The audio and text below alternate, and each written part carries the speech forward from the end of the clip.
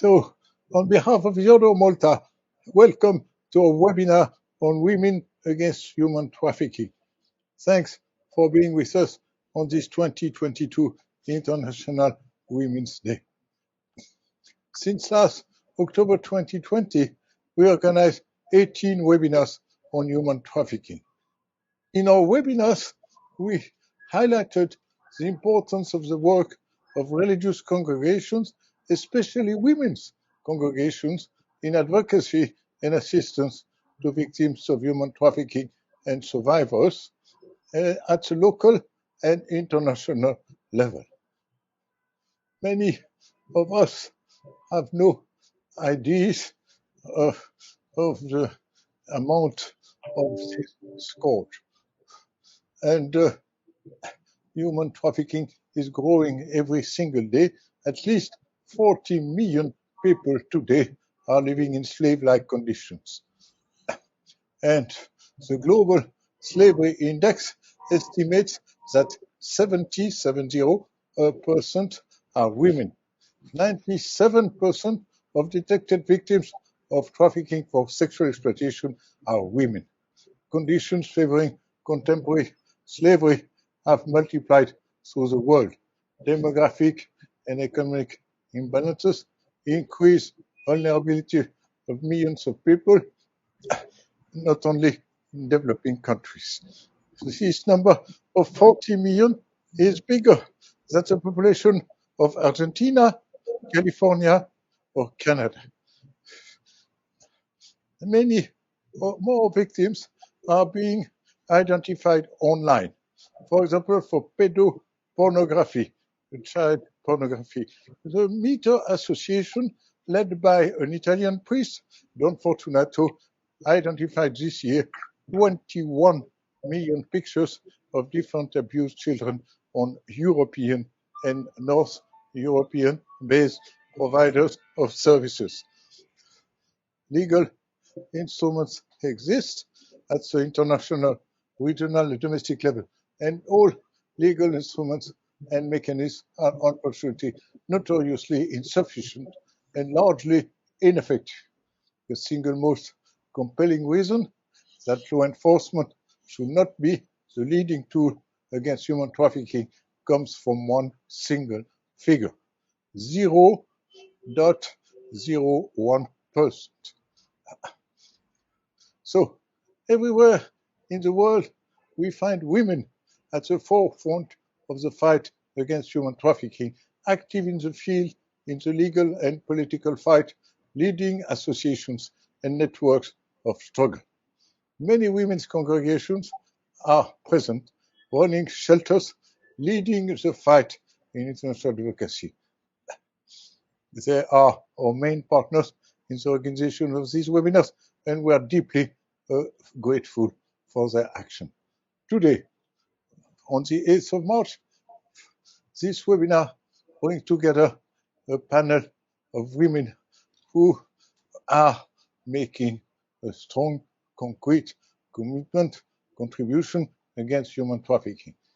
They share their experiences in encouraging local communities and the international community to better defend victims of human trafficking. That is why I would like now to warmly thank today's speakers. And the first is Sister Imelda Poole. She is native of Great Britain, and she is a sister of the Institute of Blessed Virgin Mary, IBVM, on mission in Albania for 16 years.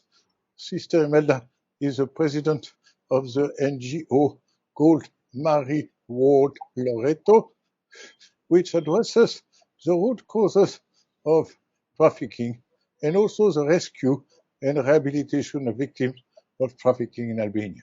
Sister Imelda currently serves as the president of Religious in Europe, networking against trafficking and exploitation, RENATE. Imelda Poole has co-founded a new NGO called Mary Ward Loreto, UK, now registered under the Charities Commission in the UK. Our second expert, Inge Bell. She is a German human rights activist, entrepreneur, and second chairperson of the women's rights organization Terre des Femmes and the Bavarian branch of the aid organization Solvodi. From 1997 to 2010, she worked as a journalist for ARD, Public Association of 9 German television broadcasters. She was commissioned to shoot a multi-part report for Weltspiegel about a Bulgarian home for disabled girls and women. Inge Bell is active in various associations and organizations throughout Europe as a member and lecturer on prostitution and human trafficking. And third expert, friend, and apostle of victims of human trafficking victims is Sister Patricia Ebegbule. She is a sister from St. Louis in Lagos, Nigeria. She became involved in the fight against human trafficking and women's issues in 1996 when she was national president of the Nigerian Conference of Women Religious from 1996 to 2002.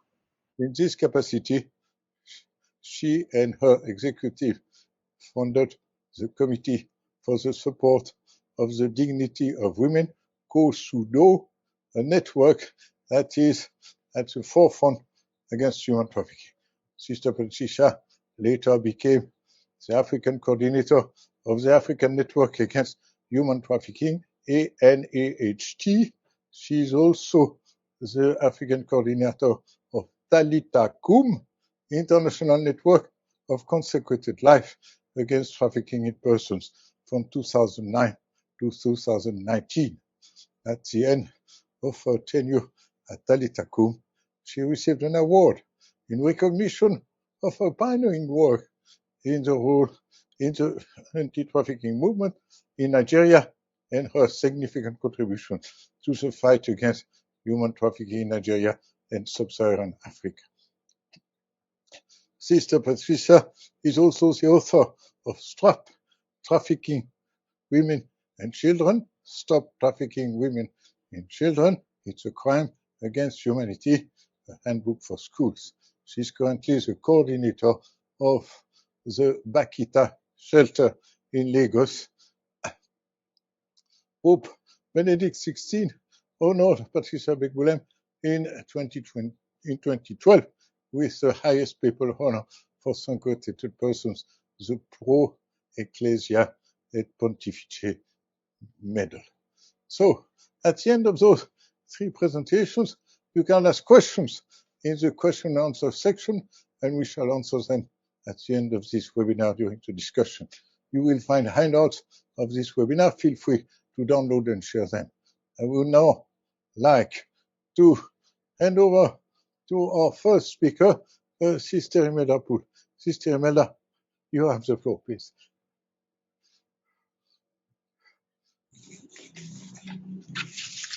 Good evening, good morning, I suppose we need to say today, because I can see there's many people coming from different parts of the world to this webinar. Thank you so much, Michel, for your invitation. It's truly a privilege to always be working with you. You are a pioneer and an icon for us working against human trafficking, because you have launched so many webinars and trainings for people in the field, and we really do acknowledge this with great pride and honour that we are able to work with you in this way to combat human trafficking in the world. So thank you, Michel. Ingrid, it's a pleasure to work with you too on this webinar. I know Sawadi very well, as we have good collaboration with you in Germany and across Europe. So it's lovely to meet you here. The first slide that Eve is going to show for my presentation is a slide which has many pictures within it of women who in different ways are speaking out. And the theme for the International Women's Day in 2022 is Gender Equality Today for a sustainable world. So here we have, in the middle, are Nigerian women, and Patricia Ibolem would identify with me very closely with this picture, as we worked together in Rome on and off, visiting the Nigerian women in the center not far from the Vatican, where they were held with many other women en route to being deported. They were all trafficked. And it is a very terrible day today that we think of. That picture could be Ukrainian women. They could be the Ukrainian women that we've had many pictures across our screen seeing, and also through our colleagues in RENATE, working in Moldavia, in Poland, in Romania, in Germany indeed, right across the borders of the Ukraine. Our colleagues, even in Kyiv and Lviv, are suffering as we speak with the thousands and thousands of women and children who have fled from the war and even as we speak trying to escape. So when we look at gender equality, we're looking at the women and the children, the women who look after the children, the women who care for the carers, the women who care for the elderly, the women who are made vulnerable by the very fact that they are women and have to be the strong people in their family, but are the ones who suffer from domestic violence. They are the ones who often don't have enough money because their partners may have gone or they are using the money for drink. We know the situations where women have to be strong. So we have pictures here of survivors of human trafficking meeting Pope Francis, women who have been brave enough to stand out, to speak. Have to be strong. We have pictures here of survivors of human trafficking. Yes, okay, I'll carry on now. And we have Mary Ward, my foundress from England, who 400 years ago plus spoke out for women who were not given an education. And we have this still 400 years on, women vulnerable to child marriage, to being trafficked in this way, sold off to a partner who's much older than him. We have these situations of women having to campaign and walk the walk, saying no more stolen sisters, children being taken from the streets and sold into the brothels for prostitution. We hear of this in our own countries, where I am in Albania and in places right across the world. So we need to look at these pictures and know that this theme is very important, gender equality for a sustainable world. Thank you. So we're looking quickly now through some of these slides to look at the history of women campaigning for their human rights. And we move right through from women not being able to go to school, which is still being campaigned about in Albania today, women who were sold even in 1850, but legally as slaves. And now we have women since 1900 having a vote to be able to cry out and vote for the politicians who will speak for human rights for women.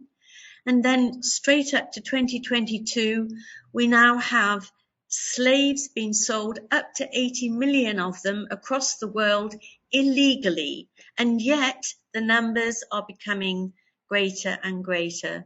And although I've worked in this field for 16 years, and I'm sure others much longer, we know that we're not winning at all, that there is no really goodwill right across the world to combat this terrible crime.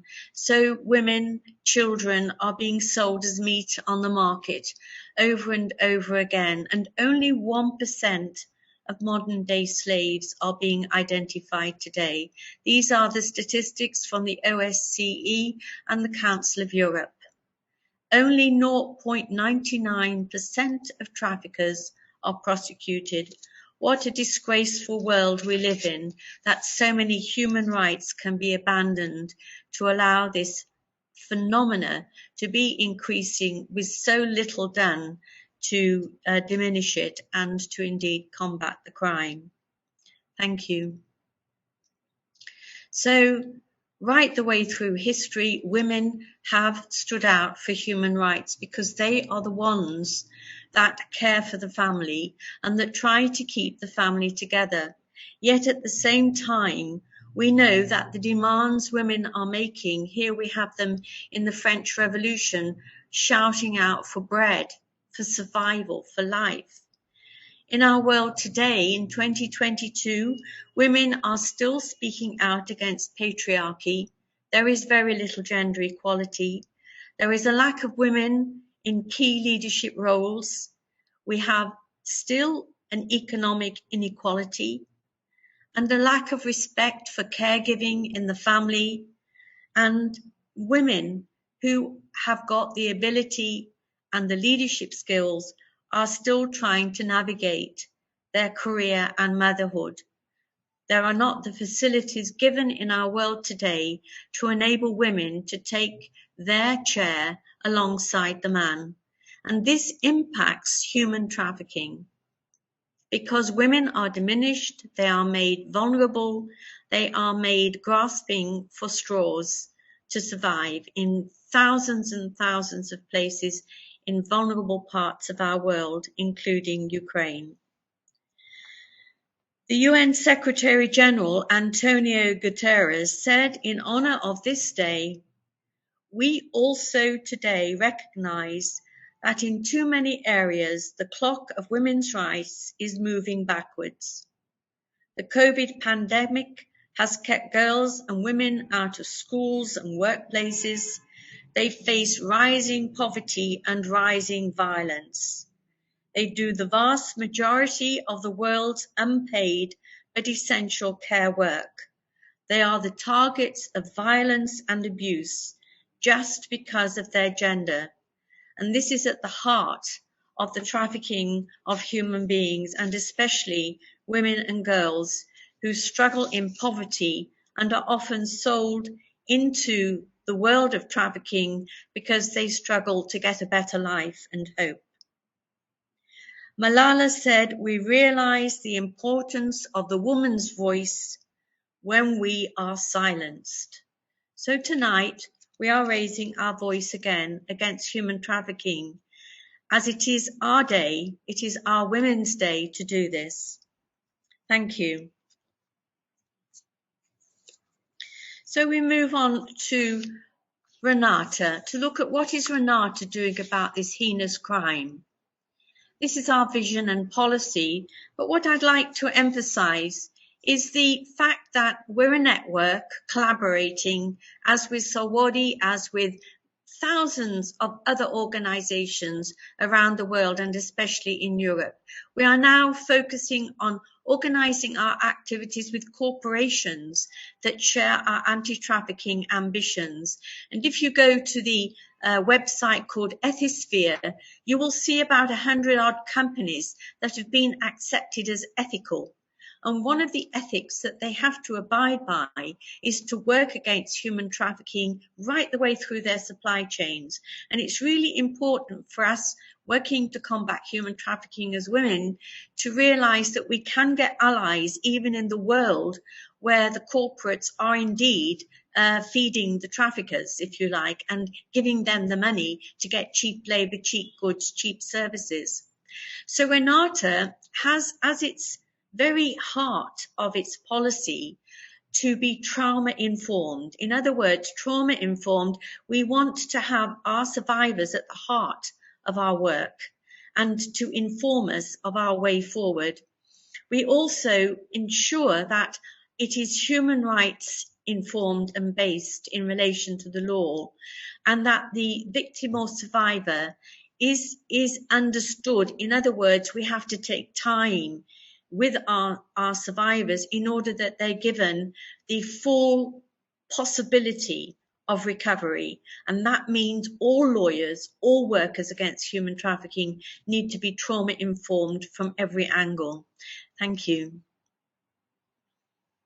This film is going to be the survivors speaking out. We want them to have their day today, and they're all young girls saying how they desire a better world in the future for themselves.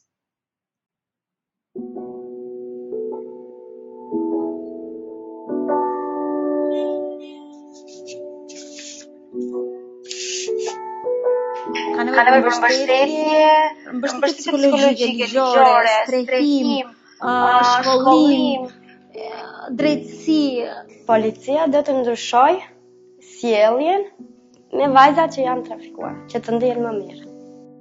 Formimi dhe sensibilizimi në programet mosimore do të rrisë njohuri dhe kapacitete dhe njerëzit do ishin më të vetëdijshëm ndaj mashtrimeve dhe nuk do binin prej atyre. Domethënë kjo gjë mund të parandalojë trafikimin. Institucionet e drejtësisë duhet të trajtojnë viktimat në mënyrë më të ndjeshëm, më njerëzore dhe mos i shohin sikur të kenë bërë një faj. Jam shumë larg nga familja dhe e kam shumë të vështirë që t'i takoj Sara që dëshiroj. Një gjë e nevojshme, domethënë, sipas mendimit tim, është prania më shumë qendrave sociale ose shërbimit social në Shqipëri. Mësueset dhe psikologët vetë janë më të vëmendshëm në të shajat e trafikimit. Dhe duhet të denoncojnë në polici.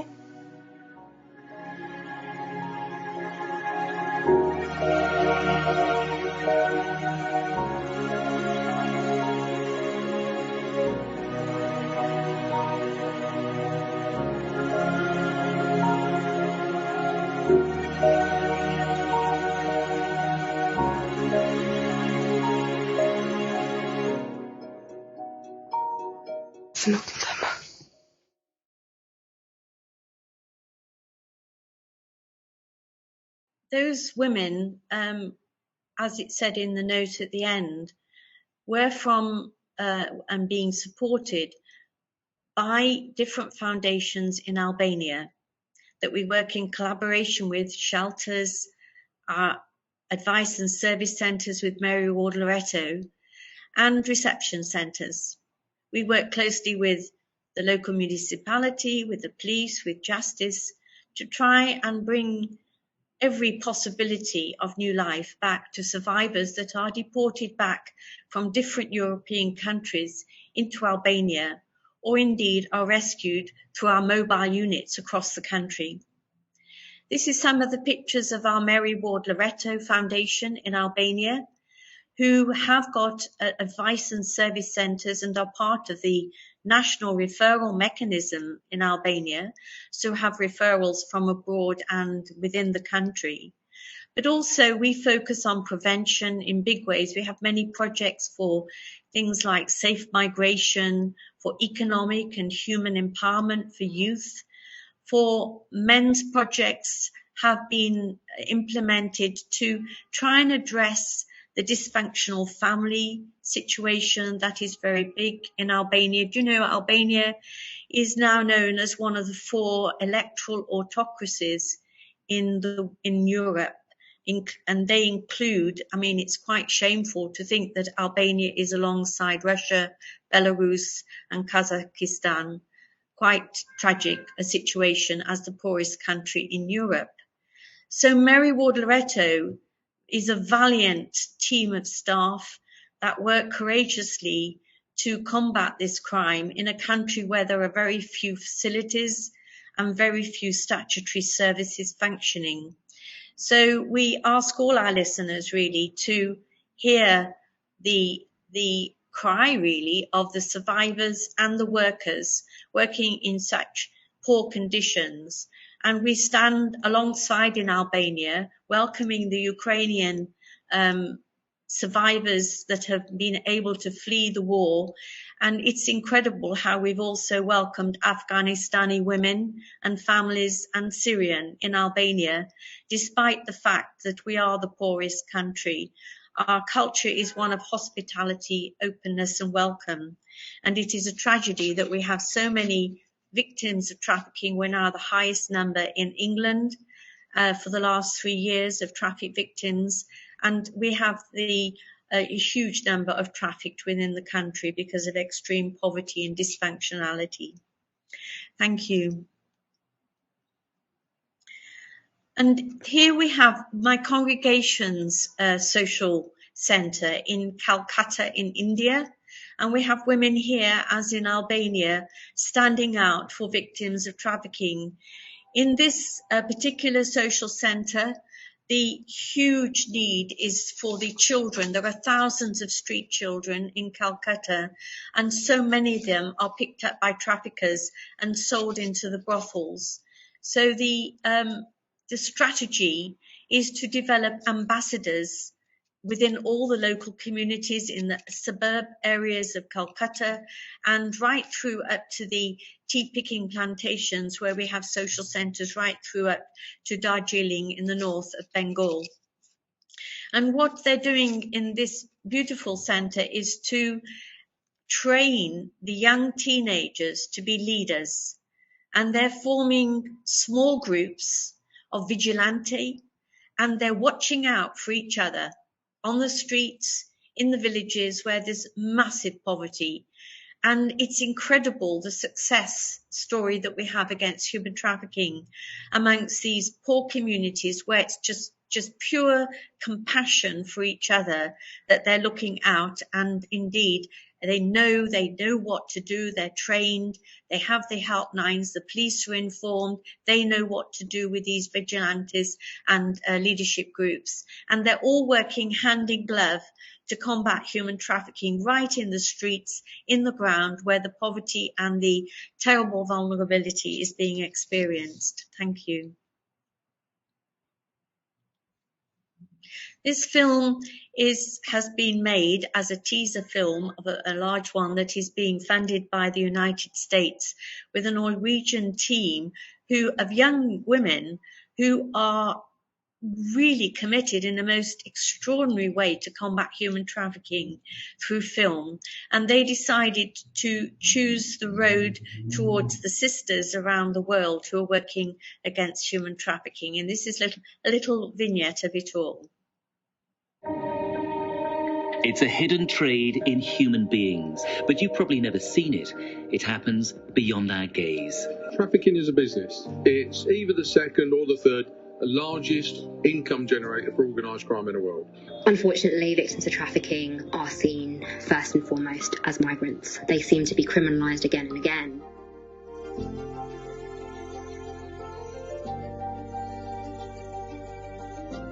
Yo he creado relaciones con estas mujeres fuertes en este campo de la prostitución, de la trata, de la inmigración. Aprendí a conocer mi alma también, mi interior.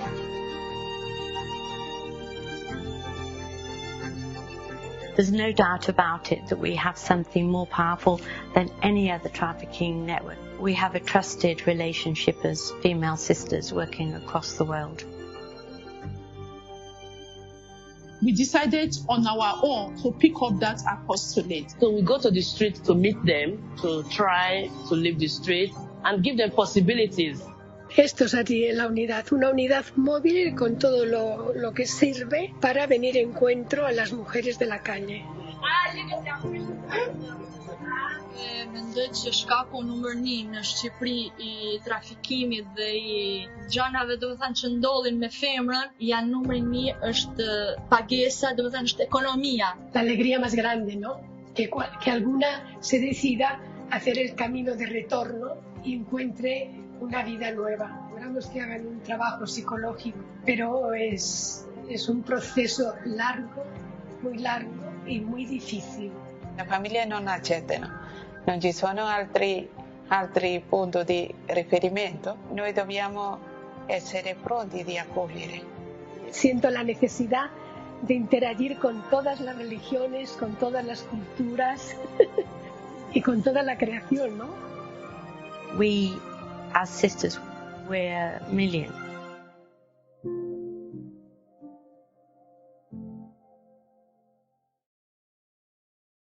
These 2 young women were on our tables as we worked together with Pope Francis to develop the priorities against human trafficking for the Church. And these truly were inspirational young women. And we have to take our hats off to those survivors all around the world who are leading us in this massive task to combat human trafficking. Thank you. So finally, we end with the words of Pope Francis. When women have the opportunity to fully pass on their gifts to the entire community, The very manner by which society is understood and organized becomes positively transformed by it, managing to better reflect the substantial unity of the human family.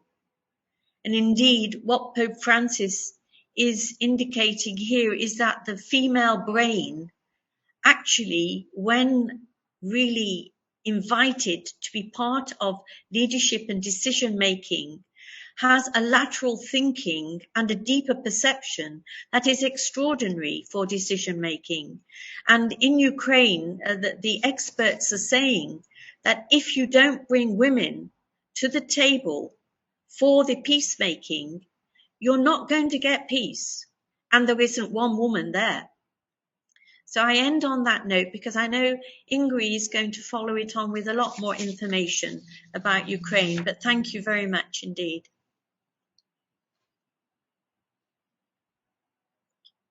Thank you very much, Sister Imelda, for your very powerful statement. And indeed, thanks for history and videos on best practices in Albania and in India. Now, very grateful for your contribution. And now I would like to ask Ingebel for a statement, and especially you, as Sister Imelda mentioned, you will be speaking also about Ukraine. You have. Thank you very much. Thank you very much, Michel, Mr. Ambassador, for inviting me here. And thank you very much, Sister Imelda, for your very touching and moving and so informative talk. I learned something new, and I'm really happy that I know now to whom I can turn in Albania, because sometimes we receive questions where to address to in Albania. So thank you very much. So what you see what I'm wearing today. So yellow and blue and yellow for the Ukrainian flag. I bring to you now in my talk or in our conversation a few general aspects on human trafficking in Germany, but also I would like to address the Ukrainian war and the results from that. The ongoing crisis, a humanitarian crisis. And you see me also very, let's say, depressed or upset about what happens at the border, at the German-Polish border, or in the stations here, in the bus terminals, or in the central stations of Berlin, for example, when Ukrainian women and their children come as refugees, obviously, and they are already attacked by traffickers, and not by the men, not only by men, offering them shelters, being good willing hosts, but they aren't. But they're not only approached by men, but also by women, by the forced prostitutes of these brothel keepers, of the pimps, of the traffickers. Because, from woman to woman, from Ukrainian woman to Ukrainian woman, the connection is much more made from heart to heart than with a German man, let's say, or whatsoever nationality this trafficker may be. But let's have a look at this later on. You see me very touched by these actual events going on here in Germany. But let's start one after the other. So, Michel, you told the audience, which is true, that I'm also here for Terre des Femmes, which was established in 1981, and also for Solvodi, which was established in 1985. So, Terre des Femmes, I'm in the board of Terre des Femmes, the vice president of Terre des Femmes. Terre des Femmes is Germany's largest women's rights organization. We are not an aid organization, so no shelters, no consultation. But what we do in Terre des Femmes is awareness raising for women's rights violations which happen to girls and women only because they're female. So female genital mutilation, forced marriages, domestic violence, sexual violence, forced prostitution and trafficking. and of course international collaboration with partnership organizations abroad in order to help women get rid or avoid these women's rights violations. We do also lobbying, so speak with politicians in order to change laws, in order to establish laws, in order to raise awareness among society and among the politicians. So this is what Terre des Femmes is doing since now more than 40 years. We celebrated our 40th anniversary last year. What Solvodi does, you may know already, and I'm so very pleased to see here in the chat also Agnes Mailu from Solgidi in Kenya. Solvodi, the abbreviation stands for Solidarity with Women in Distress. Solidarity with Women in Distress was established in 1985 by Schwester Lea Ackermann, Sister Lea Ackermann in Africa, actually in Kenya. And she then, after the fall of the Iron Curtain, established the helping organization also in Germany, because after what took place after the fall of the Iron Curtain in Western Europe was that a lot of women and girls from Eastern Europe came over as victims of trafficking. And so she saw the need and the misery of all these women and girls and established her helping organization, Solvodi, as well in Germany. But the origin is in Africa, where she lived and worked as a sister and established so much help, which runs until today in Kenya. Not only Solvodi's solidarity with women in distress, but also with Solgidi, so solidarity with girls in distress. So you see me as the vice president of Terre des Femmes, and you see me also as the president of Solvodi Bavaria here in Munich. I'm sitting in Munich. And Solvodi in Germany has 19 helping centers. So it's partly shelters, it's partly consultation centers. And alone in Bavaria, we do have five shelters and consultation centers with Solvodi, but 19 in whole Germany. So this is the other part. This is hands-on helping women, counseling them, getting a psychological, medical help, and legal consulting, and all what is needed in order to help victims of trafficking or victims of violence, female victims of violence and female victims of trafficking. Let me have a look together with you at the phenomenon of human trafficking in Germany. And later on, let's have also a look what did the Corona crisis to that phenomenon, and later on, what does the Ukraine war to that add to that phenomenon. So first of all, just to give you an estimated number of women and girls in prostitution in Germany, it's like we estimate between 200,000 and 1 million women and girls in prostitution in Germany. Of course, as you know, because every number is just an estimated number, these are estimated numbers. So we do not have exact numbers on that. We have only these estimations. And funnily enough, since I do my humanitarian work and my awareness raising work in order to prevent or to combat human trafficking, which dates back to 20 years ago, these estimated numbers never change. So there are no studies, there are no real numbers for that in Germany. Obviously, there is no money or no political will to have these exact numbers. So estimated numbers.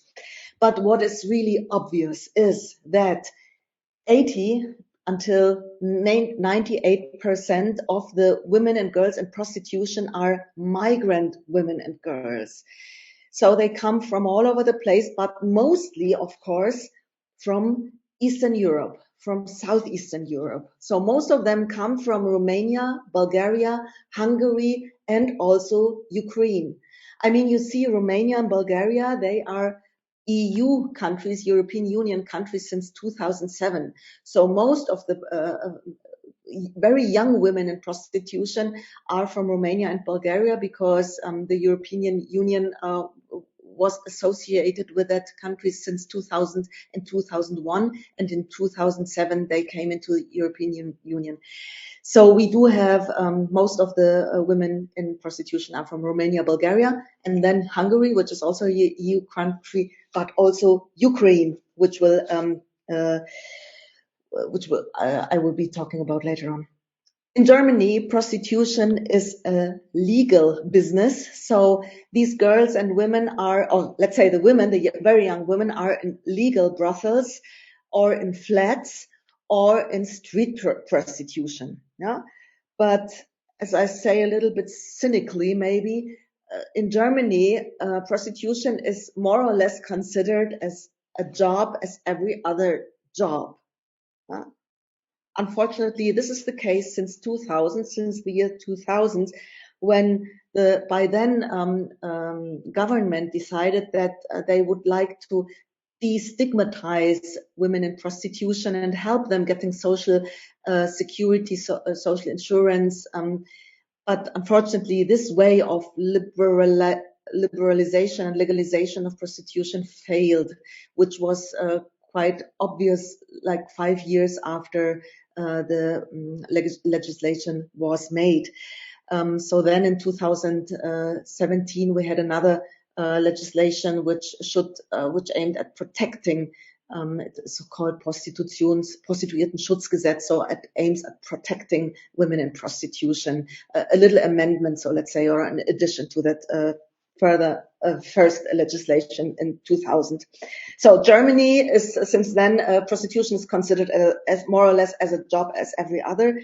In that time, in the same time, since 2000 in Sweden, Sweden changed the legislation into prostitution is violence. So the so-called Swedish model, which became later on a role model for other Scandinavian countries, the Swedish model became the so-called Nordic model in that time.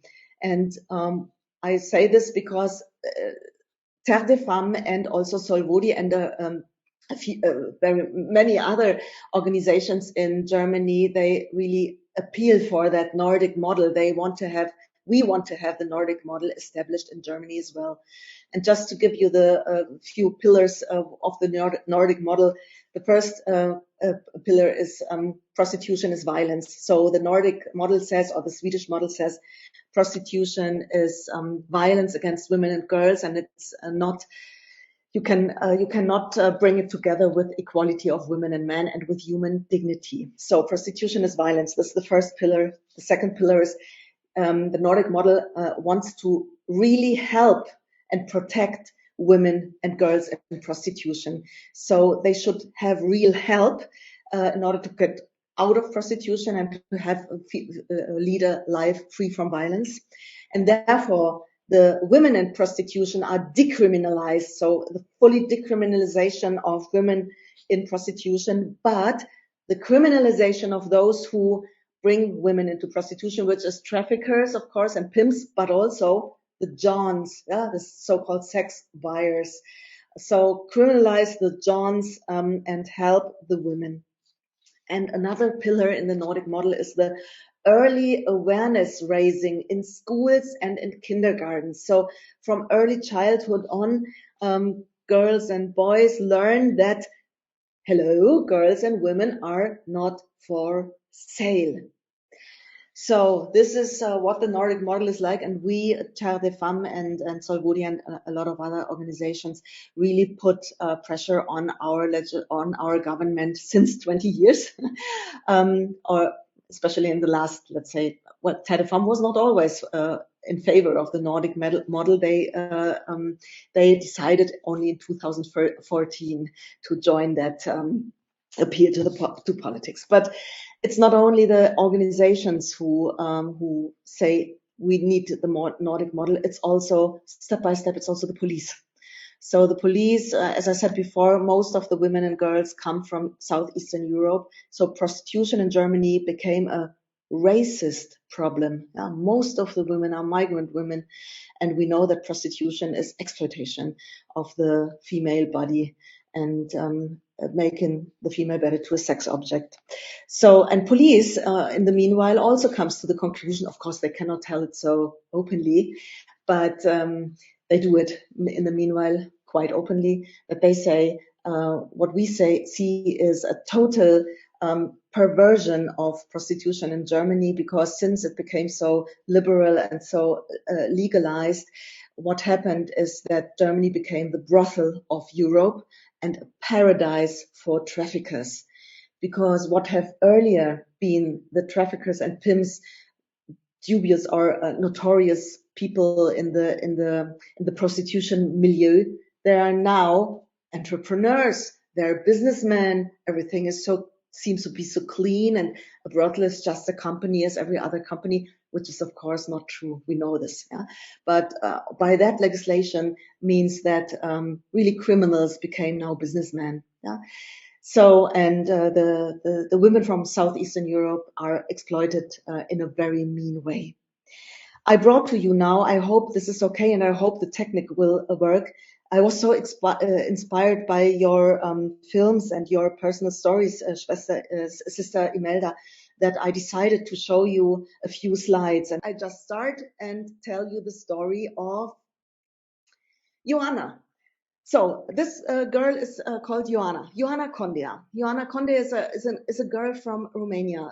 By the time that this picture was taken, she was like 16 or 17 years old. And it goes back to a time to, let's say, 2013. Yes, 2013, 2014. Joanna is a girl from Romania, just 1.5 hours away from Bucharest, the capital of Romania, and she lived the life of a young girl, of a young woman in Romania, in a small village. So she went out with her friends, she had fun, and then she became pregnant from her boyfriend, and she wanted to keep the little baby. So she gave birth to that little son, to David. And David, the little son, now here you can see it with the family. It was the, how do you call it, baptism, yeah. So this is the mother and the father and a relative in the background. So Joanna was a young mother with almost 17 or 18, very young mother, but she wanted to keep David and wanted to give David a good future. And then she decided to go to Germany because one of her best friends, Florentina, a friend from school, from her early school, and also neighbor, she called her and said, well, look, Joanna, I'm in Germany and I'm with my husband here, with Robert Tănase, also Romanian, and I'm in Germany, and in Germany they need people who help them with their elderly people and with the household and also in restaurants and so come over here and you will be with us and we protect you and so on. And so Joanna decided to go to Germany. And she came into Germany in March 2014. First of all, she was 18 years old, and she came first of all with a bus. Her first bus stop was in Leipzig, and in Leipzig, from Leipzig on, she was immediately forced into prostitution by Florentina and Robert.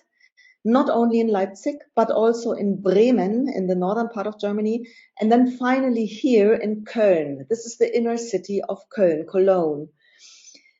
And she came into Germany in March, and she ended up in July 2000, what did I say, 14? Yes, July 2014 in the inner city in Köln. And you see here, this is the hotel in the Glockengasse, so it's an apartment hotel, and you see the police. The police was called to that apartment hotel because Joanna was found there without consciousness. She was beaten up by her pimp, by this Robert Tănase, the husband of her friend, Florentina. It was not the first time that she was beaten up, but she lost consciousness in that beating because Robert Tănase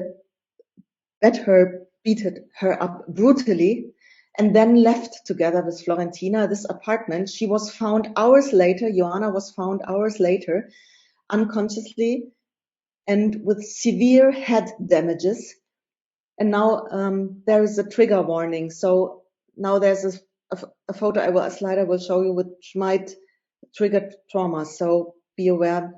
So you see now here, Joanna, after she was delivered into the hospital with her severe head damages, she had to undergo an operation. She was in coma, and she was kept in coma until the end of the year, because she was not only beaten up so severe that the bleedings in her head were so heavy for the operation, but she became also a spastic, paralyzed woman. So she could not, after they got her from the coma back, she could not speak, she could not eat, she could not move. She was paralyzed. And no one knew who this girl was. So the police got her in July 2014, and they did not know who she was. And so they cooperated with the press and said, please, we have to publish something in order someone knows maybe who she is. And then this was the only time that something was reported about Joanna in Germany. So Joanna was identified by another girl, which also was in prostitution, another young woman who said, well, yes, this is Joanna. And only by then, and it was already end of August, beginning of September, so 1.5 months later, that the parents were informed that Joanna was found injured. This is Robert Tanasse. Robert Tanasse, the husband of Florentina, Joanna's friend. So Robert Tanasse was already by then in Romania, in the homeland, searched for or looked for criminal, but he was in Germany, and he posted these things on his Facebook website. He was, he was looked after because of murder or attempted murder in Romania, but he was in Germany. Here we have another Facebook picture, and this is another picture which was published in the Romanian press. So this was also only published in Romania press and German press. There was now no publications about that case. This is Florentina. Florentina, after this horrible beating which received Joanna, she separated from Robert and she went back to Romania. She fled to Romania. And then, this is a picture taken from a talk show in Romania. She testified in a talk show in Romania about the case of Joanna. And that's why Romanian police, and later on also German police, informed by Romanian police, came across the connection to Robert Tanasse. Yeah, so out of the testimonial of Florentina, via Romanian police to German police, Robert Tanasse could finally be arrested in Germany. But look, this is Florentina. Florentina, in an ad in Germany, in a prostitution ad. It's a prostitution flat, as you see, Naumburg. It's a small town near Leipzig. And it's a fully legalized flat, prostitution flat in Wenzelsgasse, where she was offered by Robert Tanasse. And you see her nickname, Roberta. Yeah, you see Eastern European background. This is the website of the flat. So normal legalized prostitution. It's the same flat in which not only Florentina was forced, but also Joanna was forced into prostitution. And there was also a flat in Leipzig, and a flat in Bremen, and a flat and this apartment flat in Köln. And all these flats were kept by Robert. And I talked with Leipzig police officers later on when researching in this case. And Leipzig police told me that they were several times in the Leipzig flat in order to make contact with the renter of this flat, with Robert Tanasse, but they never found him. They found Roberta, so Florentina, and they found Joanna, but never Robert Tanasse. So legal prostitution, but it's not prostitution, it's trafficking. Also, Florentina was victim of trafficking, and also Joanna was victim of trafficking. And this is the mother of Joanna, because when it was clear that Joanna is Joanna, and the parents were informed, the mother, Graziella, had to somehow come to Germany, and she had no money. I mean, these are very poor people, very nice people, but poor people. I mean, Romanian village, yeah. And so we had to raise donations in order that we could supply Graziella with enough money for fuel that her cousin could drive her over all the way from Romania to Cologne, where Ioana was in the rehabilitation center, and she was in the wheelchair. And she, though the family hoped that she would come back to Romania, to her hometown, that this was hardly possible. We knew that. It was the hometown, the home village. The house is a very poor house with toilet in the garden and no bathroom. And only through donations we could manage to rebuild a bathroom, and which could Ioana fit into with her wheelchair. But actually we knew that somehow this would not be possible, and it came how it came. In January 2019, Ioana died. She died in the results of this beating up and of the spastical paralyzation. Though she learned again to eat and to speak, and her memories came back, but she would never lead a normal life, and she died with 24 years in Cologne. Roberta Nasse in 2015 was sentenced to 8 years for violence. He was not sentenced for trafficking or so, or pimping. He was sentenced for violence.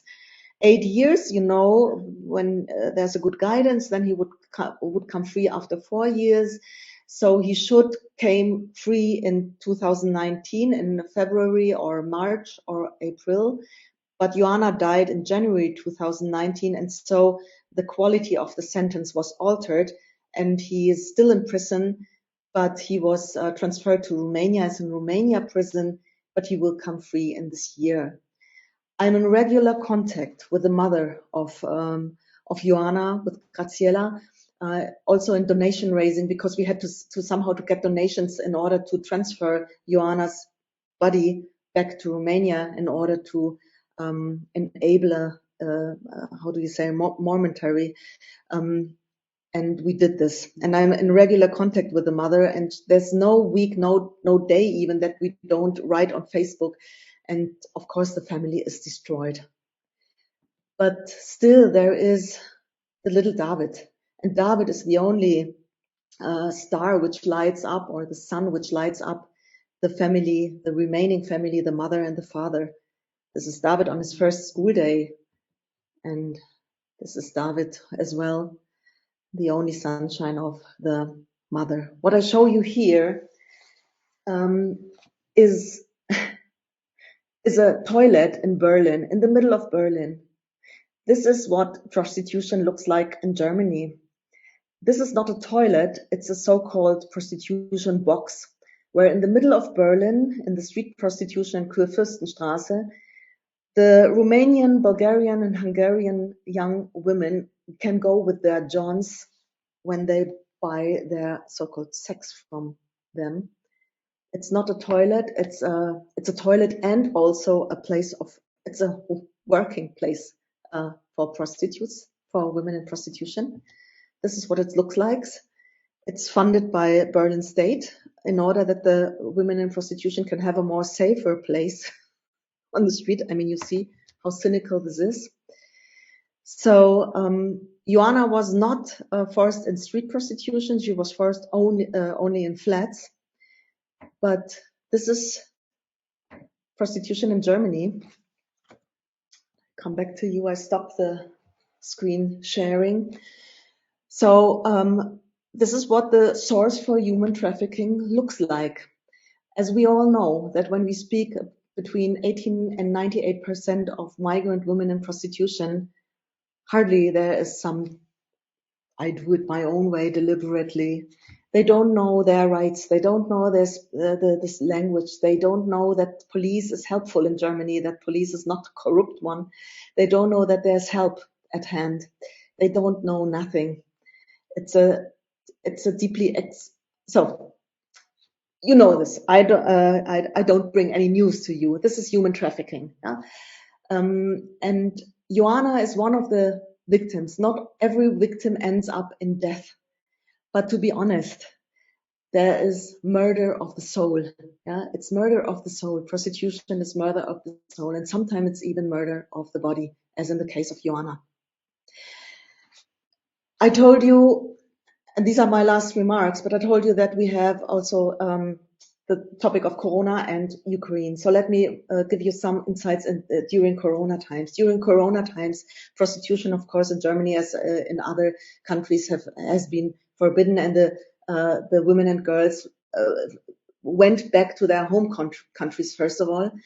But especially from Romania and Bulgaria and Hungary, in these poor countries of origin, the girls and women came back. They came back because they said, okay, I can starve in Romania as well, but I could do it in Germany, and I could still deliver prostitution and have something to eat, even if it's illegal. So they came back. And where did they end in? They rented Airbnb flats. So, and with the consent of the renters of the Airbnb flats, who profited also from the girls and women, they offered prostitution again, but it was highly risky, and it was of course illegal. Yeah?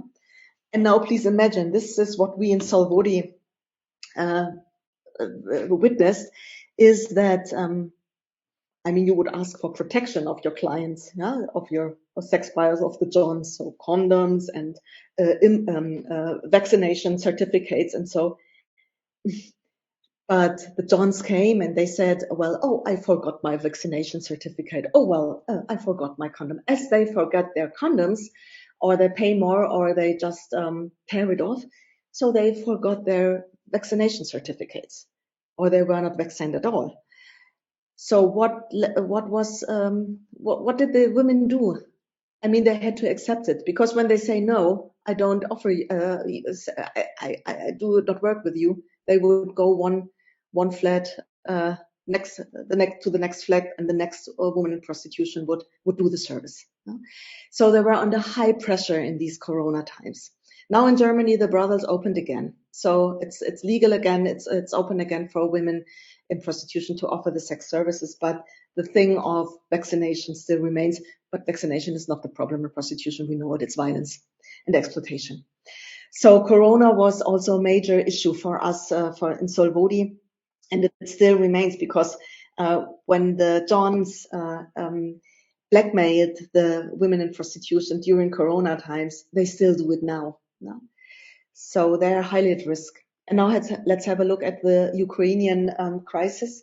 What I told you before is that now we witness here in Germany this problem that traffickers are approaching the women and children. There are a lot of unaccompanied minor children traveling as well to Germany, as in the Syrian war crisis, by the way, with the other refugee crisis like 7 years ago or 6 years ago. So we have the same issue again. So now the women and children are approached by traffickers or by the forced prostitutes of these traffickers in order to offer them a home, a shelter. And there is what happened is that in Berlin, for example, at the central station, the police, they have issued banning orders against suspicious people, mainly men. This has not only taken place at the main railway station, where really thousands arrive now from Ukraine every day, but also at the central bus stations in, for example, Charlottenburg. And lots of helpers independently reported to the police that these unknown persons have made dubious offers of sleeping places to these refugee women traveling alone or traveling with girls or with minor children. So, and what the strange thing is that the pimps send their forced prostitutes who also came from Ukraine, because women are better making contact with other women. Yeah? So this is the issue we have now, that we have not enough shelter places. This is a German problem. In the women's shelters, we lack more than 20,000 places, shelter places in Germany in normal times. So for the victims of domestic and sexual violence in Germany. But now that we have these 10,000s of additional women coming in, we really are out of service. So we depend on these flats and shelters and good willing hosts to protect the women and children. But as you see, where there's need, where there's misery, where there are refugees, there are the traffickers. And I made an observation, and this is also my last word, that when I Google now Ukrainian women in Germany, the first three things may be news, and then come brothels, refugee porn, so the porn sites, and the brothel sites in Germany, which is horrifying because, well, you know what happens. And this is the case for all crisis, war, and conflict zones. Where there is crisis, conflict, and war, it's a deeply patriarchal phenomenon. Then we have the victims, which are girls and women, vulnerable groups at risk. And maybe one last remark. We do know that the UN resolution 1325 and also 2476 or so, they ban violence against women and rape as a war weapon. But what we will see soon is that also the women in Ukraine will be raped. And this really shocks me and shocks every one of us, because what can we do abroad? Nothing. We just witness this. And the UN resolution won't help, because the warrior in Russia does not keep to resolutions. Thank you.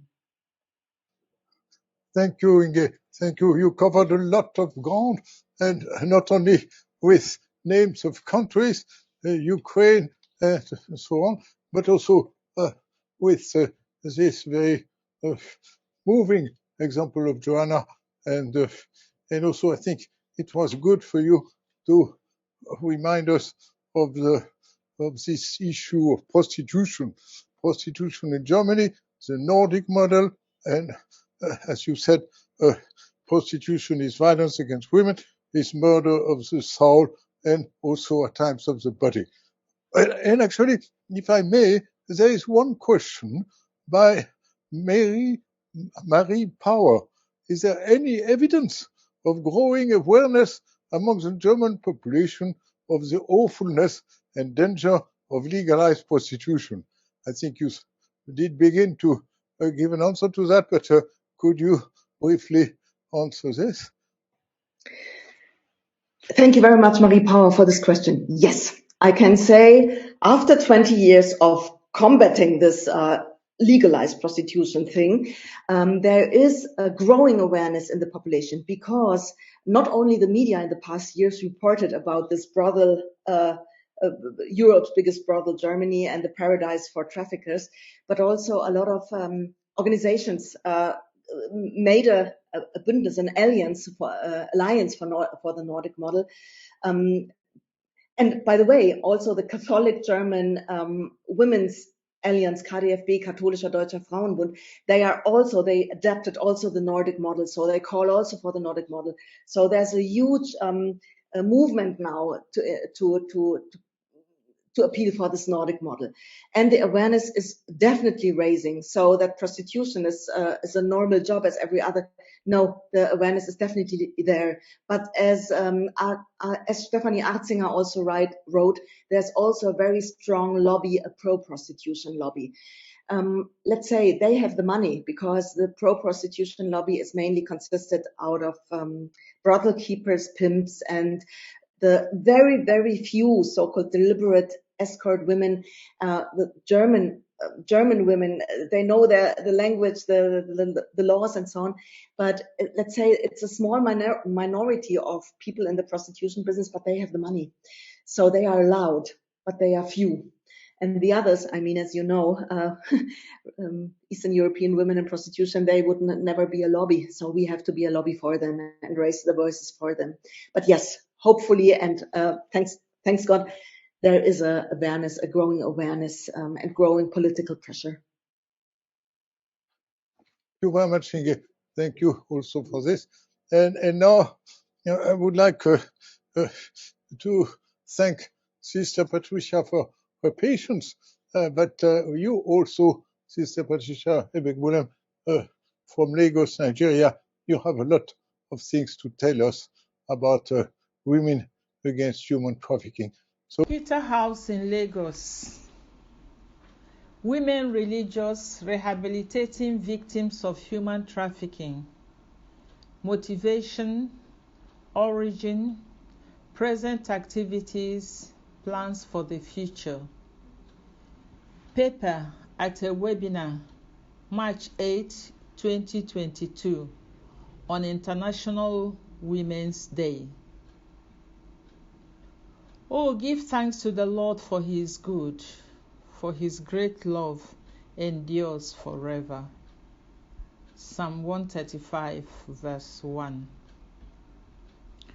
We are deeply grateful to Ambassador Michel Veuthey and other organizers of this webinar for giving us the opportunity to share various aspects of our life at Bakita, St. Louis Empowerment Network.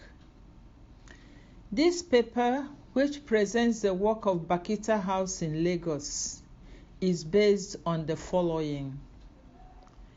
The human person, created in the image of God, loved by God, sacred and endowed with dignity by the Creator. Genesis 1.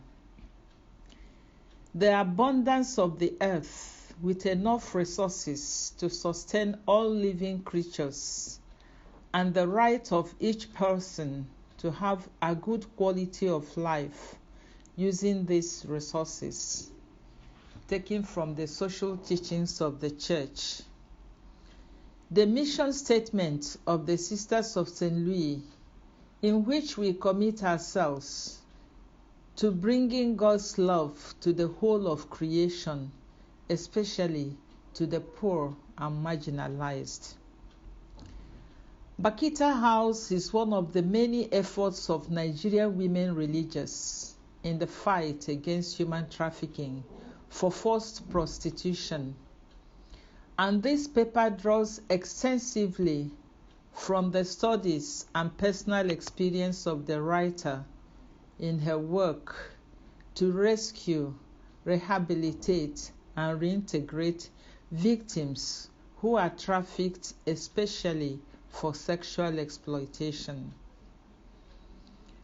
We will now approach this sharing under the following headings: motivation, origin, present activities, plans for the future, challenges, and conclusion. Motivation. As mentioned in the introduction, my formation as a religious, and especially a sister of St. Louis, had raised in me the consciousness of the dignity of the human person and awareness of the effects of poverty in the Nigerian society. Therefore, when the women religious in Italy asked the women religious in Nigeria to partner with them in helping victims of human trafficking, it was a call to put into practice my beliefs and to use my leadership of the women religious to respond to this urgent call of rescuing our fellow women and fellow human beings from the horrific situation of trafficking, rehabilitating them, making them feel loved and respected, and giving them hope as they pick up the pieces of their lives. When I was invited by the women religious of Italy, Unione Superiore Maggiore Italiane, USMI, to visit Italy and see some of the conditions in which girls that had been trafficked lived in Italy and other parts of the world, I could not hold my tears on hearing and seeing how these girls were battered and treated like commodities. This led to our starting the Committee for the Support of the Dignity of Women, COSUDO, in 1996, when I was the president of National Conference of Women Religious in Nigeria. The impact of the trauma that I saw and heard the girls going through moved me to continue with the ministry to the girls, even when I retired from COSUDO in 2013. With the support of my congregation, the Sisters of St. Louis, I started Bakita Empowerment Center in Lagos. Part of the motivation in continuing this work stems from the success stories of the survivors, whom we refer to as our treasures, and who have undergone rehabilitation and reintegration in our shelter. Some of them are happily married with children. Some have their businesses doing very well, even though they are not without challenges. The smiles on their faces and expression of gratitude from them are also motivating factors. Most of all, the desire to reduce, if not totally stop this menace and evil, is a great motivating factor. Origin. As mentioned earlier, it was the passion that fired us to start COSUDO, which led me, with the support and mission of my congregation, to start Bakita in 2013. When the women religious responded to the call of the women religious of Italy, USMI, in 1996, to collaborate with them in rescuing and rehabilitating Nigerian girls and young women that have been trafficked to Europe, especially Italy, I was the national president of Men Religious of Nigeria at that time. When I finished my term as provincial superior of the Nigerian province of my congregation and as president of the Women Religious, I decided to go into full-time in anti-human trafficking ministry with the support and blessing of the Sisters of St. Louis. I continued working with COSUDO, then later became regional coordinator of African Network Against Human Trafficking and regional coordinator of Talita Kum, which is the global network of religious against trafficking. With my experience as co-founder of COSUDO and working collaboratively with the Women Religious of Nigeria and with Sister Eugenia Bonetti as president of Slaves No More, I knew the importance of establishing a home in Lagos, which is the point of re-entry for the trafficked women and girls when they are either deported or choose to return voluntarily.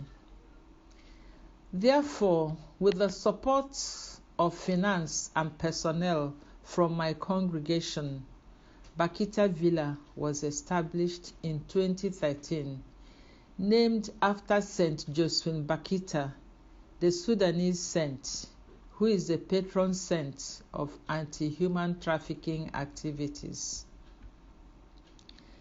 Slaves No More has continued to support Bakita project. Recently, the Sisters of St. Louis went into partnership with the Order of Malta, who assisted the Sisters of St. Louis to complete the work of constructing and furnishing a new extension of the Bakita Villa. Now the shelter can accommodate about 30 ladies comfortably. There is a bungalow that can accommodate 4 mothers with their babies. Location of the project. This project is located in Lagos, a state of about 20 million people. Lagos is a commercial city. It thrives more on business given its location at the coast. It also has some industries and good opportunity for employment. Hence, a lot of people, old and young, find their way to Lagos with the hope of getting a means of livelihood. While some do well to get employment, many end up in poverty and become prey to criminal gangs, traffickers, and others who exploit them using deceptive means.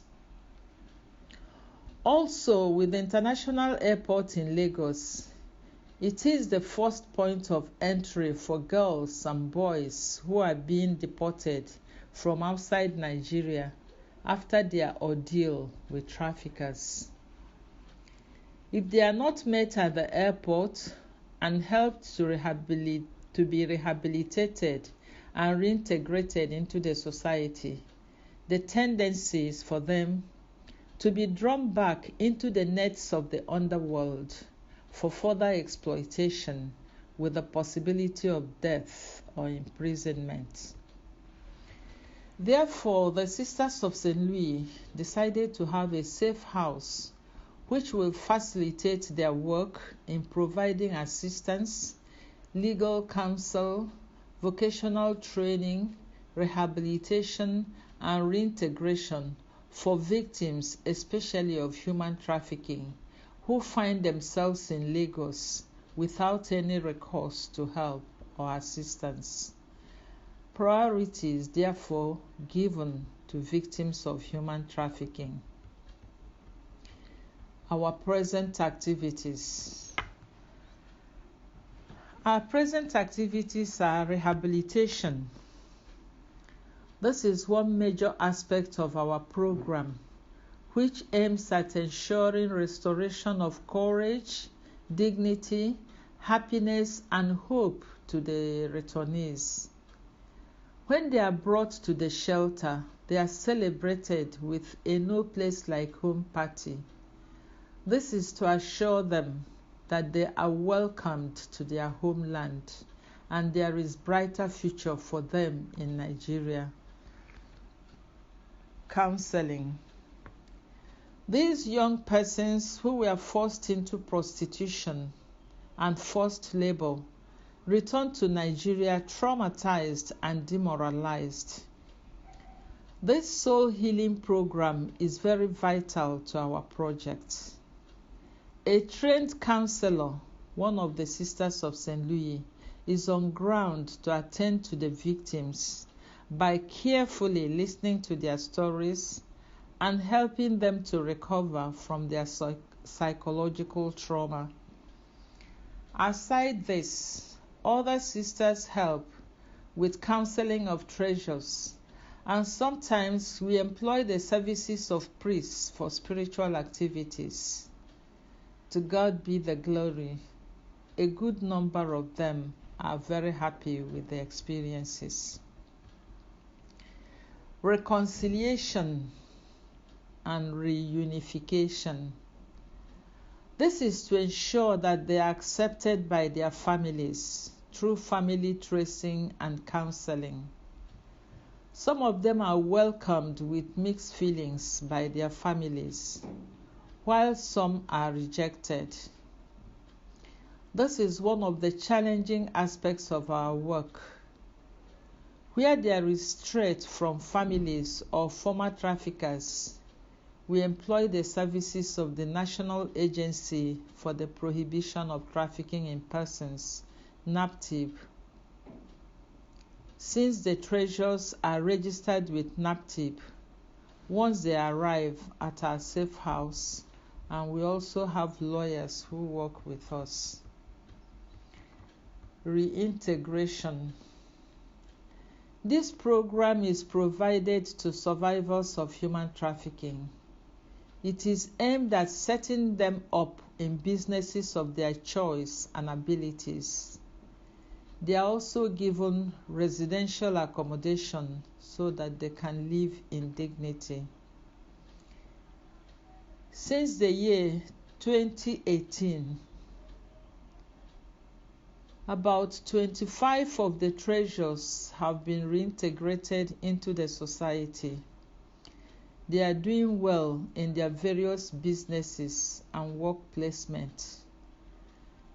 3 of the treasures currently in the safe house will be graduating from their training of catering, hairdressing and tailoring, fashion and design this February 2022. 6 of the 25 are happily married. One of them had her wedding at St. Anthony Catholic Church, Ottawa, on the 12th of October 2019 in Warri Diocese, Delta State. She has a baby girl. 2 are planning their wedding this Easter. Monitoring and evaluation. When treasures have been set up with any business, we go periodically to monitor them to see how their project is growing and assist them to overcome difficulties and challenges. We also follow them up through phone calls and video calls. Empowerment program. Most of these victims are from poor homes and lack skills or formal education. This aspect of our program for them is to ensure that they go for further studies or learn vocational skills that can give them gainful employment or help them to become self-reliant in the future. It also helps in family strengthening as they also support their families. Mindset reset. This program of mindset reset is usually organized for them to reorientate their minds and bring them to life by training them on how they can reset their minds and focus more on values that keep them close to God and help them to live meaningful lives. They are trained on how to choose and manage their businesses. School campaigns. As a way of combating human trafficking, going to primary, secondary, and tertiary institutions has been an ongoing program in creating awareness to pupils, students, and teachers on the dangers of human trafficking. We highlight the tactics of these traffickers and encourage them to be vigilant and not be deceived or carried away into abandoning their studies for the so-called better life abroad. A book has been produced by the writer for this purpose. International Day of Prayer and Awareness Against Human Trafficking. Every year on February 8, the Feast of St. Josephine Bakita, there's always a rally to sensitize the masses on the ills of human trafficking. This year, 2022, had the theme, The Power of Care, Women, Economy, and Human Trafficking. There was a rally for sensitization in Ekpaja Market in Lagos, radio program and celebration in St. Ferdinand Catholic Nursery and Primary School. All these activities were to mark the feast. Community-based awareness. It is in our program every year to continuously create awareness in the different communities around our environment and other places. We also avail the use of social media like radio programs like Traffic FM 96 and Echo FM 89, both in Lagos. Youth rally market campaigns. These are different avenues of creating awareness in the society on the ills of human trafficking. The services of the youths were employed, equipping them with flyers, microphones, and so on. The market women were not left out in this. The leaders of these groups and other spokespersons from the groups are usually educated to create this awareness on why human trafficking should be stopped. Religious groups. The priests, pastors, imams, and traditional worshippers. We work with these groups since they have the use of the pulpit, the mosque, and shrine, the avenue where there are millions of human beings who go for worship. They help in ensuring that human trafficking is stopped as they speak to the congregation with reference to their different items they use for worshiping, like the Bible, Quran, and bring out where it is against the teaching of God for a human person to be treated like a commodity. Symposium. We organize symposia, annual conference with themes such as Stop Human Trafficking, It is a Sin Against Humanity.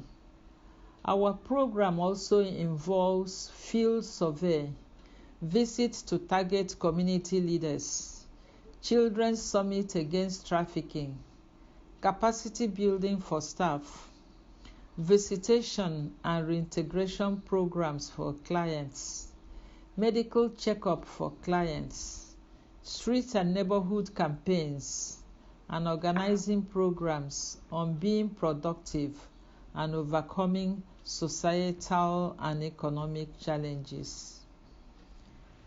End of year party. The survivors always look forward to this program every year. Christmas is a time to celebrate and share gifts.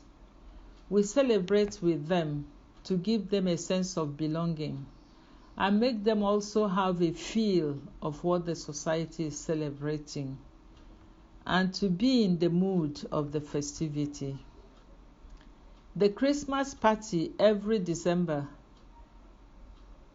and it is a time for reunion for all of them. They see it as coming home, as some of them spend the night in the shelter. This year it was celebrated on December 11th, 2021, last year. Prevention. Realizing that this evil is thriving and also that the traffickers are now targeting rural areas for their recruitment, we have decided to put more of our energies and resources into prevention. We engage in creating awareness and sensitizing people on the evils and dangers of human trafficking. We go on enlightenment programs such as campaigns to schools, churches, mosques, public places, and youth fora. To do this effectively, we have written a handbook for schools with the title, Stop Trafficking in Women and Children. It is a crime against humanity. There is also a teacher's manual to go with the handbook. Achievements. We are happy to share that we have recorded many success stories. A good number of our treasures got married after reintegration and they are living happily with their families, having been blessed with children. Some younger ones are in higher institutions of learning, universities and polytechnics, while some of them are studying to write WAEC, NECO, JAMB, and processing admission into higher institutions of learning. Some of them acquired skills in such areas as hairdressing, tailoring, event planning, makeup, catering, and selling of provisions. Thanks to Slaves No More, Order of Malta, and their supporters. We cannot thank the Sisters of St. Louis enough for being the brain behind this project and have supported us all the way through. These groups of people have brought hope and happiness into the lives of these downtrodden women. Plans for the future. Getting the treasures employed in businesses related to their skills, as some of them are too young and inexperienced to set up business on their own. We hope to form a Bakita support group. Treasures helping treasures. Family strengthening is one of our goals as we strive to empower mothers or a member of the family along with the treasure. Having skill acquisition facilities in our Bakita Center. As at now, the only skill facility we have is for bread and chin-chin making. We do not have full facilities for skill acquisition in our center. We have the space but lack the funds for skill acquisition equipment. Because we do not have the facilities in our center, we are compelled to send the survivors out for their training and skill acquisition, which costs us a lot in terms of transportation, fees, and security.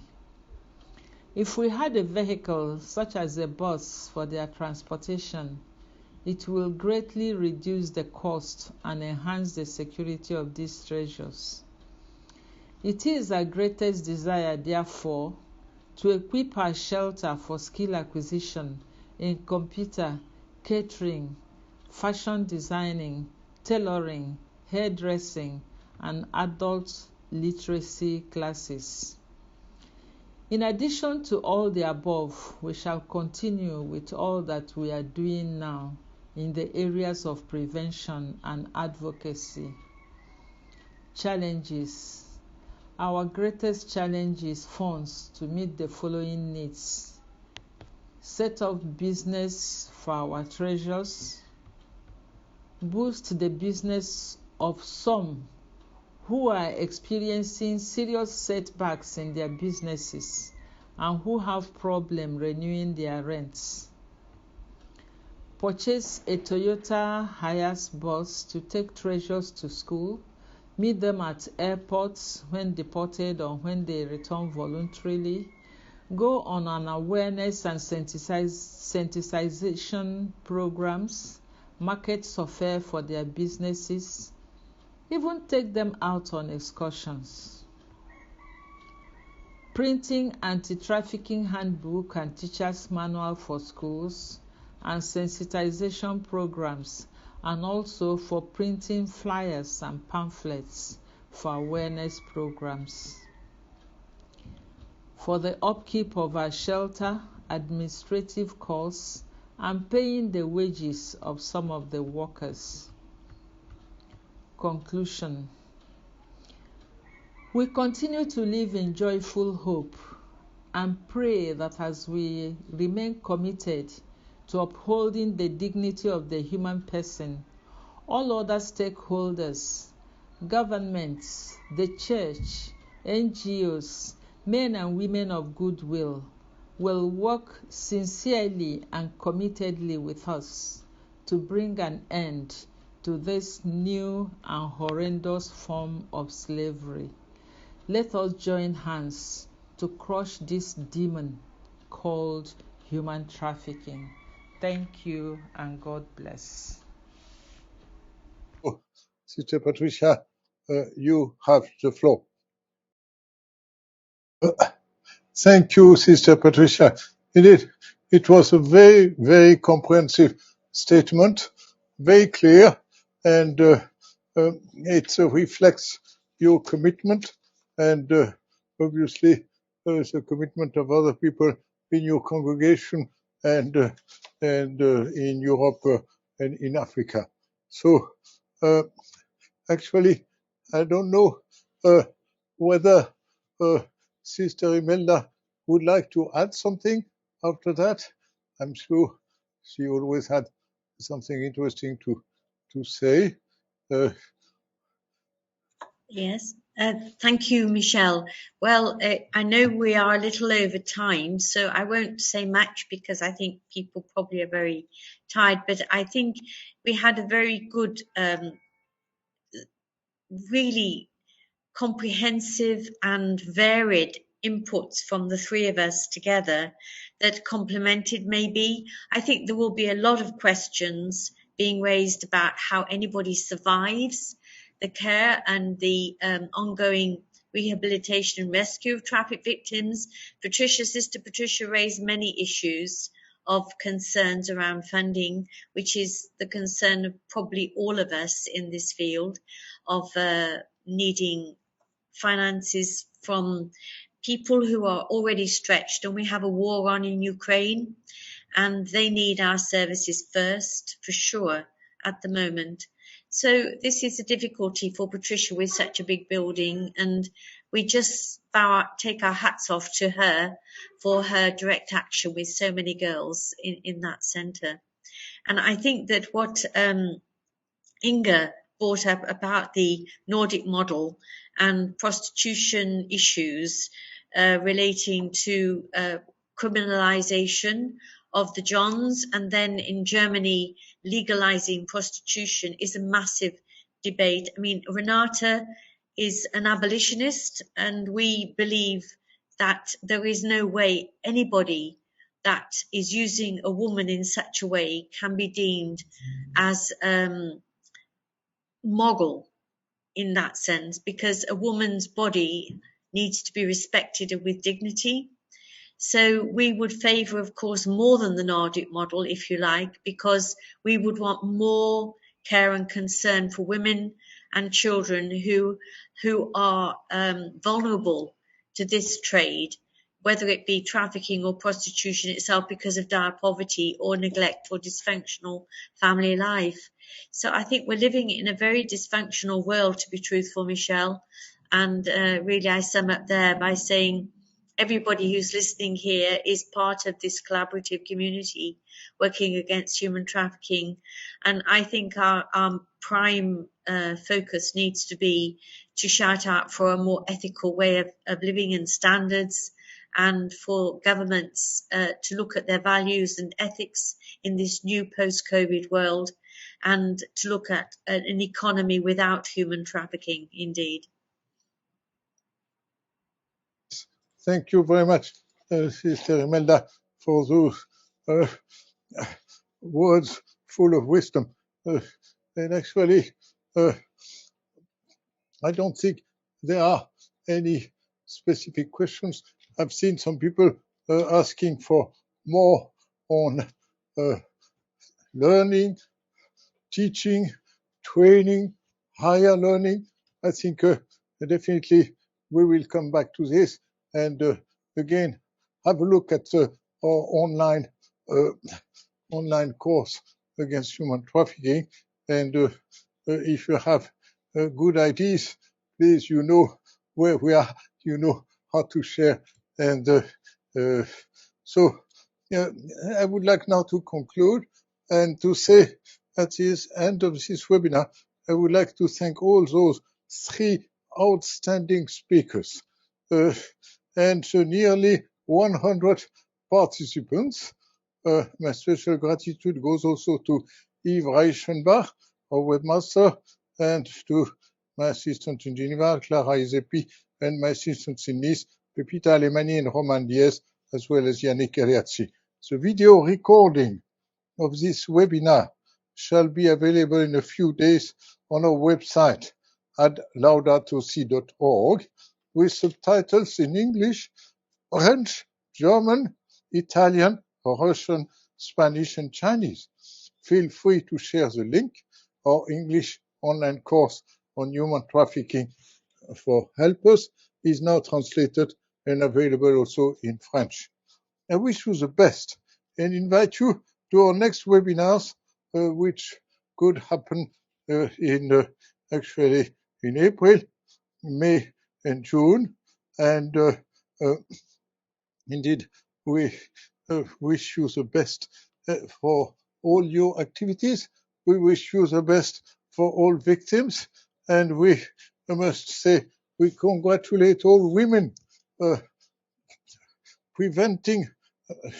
acting on preventing and combating human trafficking, and especially, of course, victims helping other victims or victims helping survivors.